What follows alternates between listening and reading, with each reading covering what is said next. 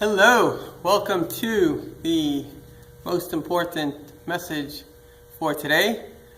And I believe that the most important message, this is something I was thinking about. I had the opportunity to be on a farm yesterday, so you get some real clarity of thought away from the city, just in God's beautiful nature.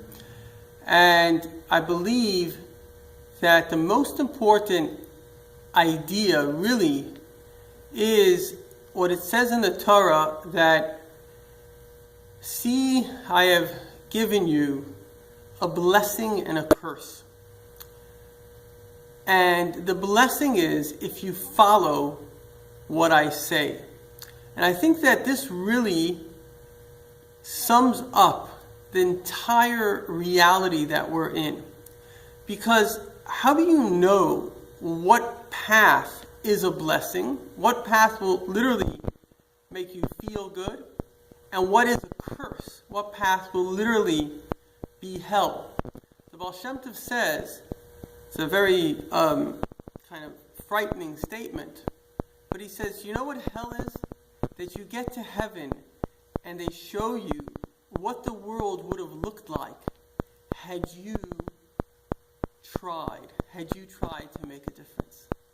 So you see, in order to actually get over our hesitation, the very first law in Judaism, the first law in the code of Jewish law, is do not worry about what other people will mock you and shame you. Because the greatest fear that we have over the fear of death is the fear of shame. I remember when I started my blog, it was very difficult to just be putting out, sometimes I could put out 30 ideas a day. And who am I to be, spewing forth ideas?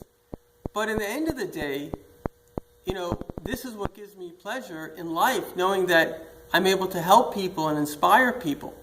And so whenever it comes to something good, we have this battle.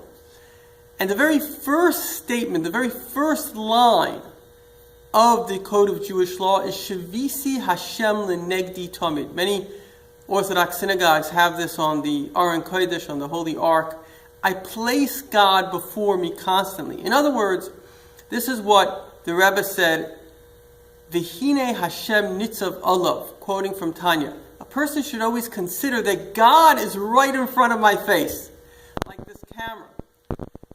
That he sees everything. He's watching me. And he's really discerning on my deepest intentions. Am I doing the right thing to do? So once you place the God factor above the human factor, then and only then can you actually fulfill your higher purpose in life.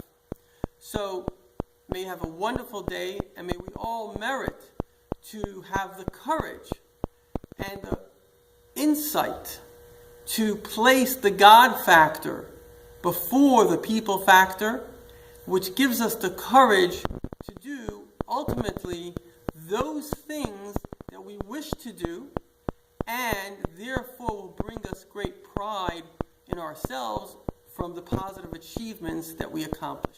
Have a great day. Thank you.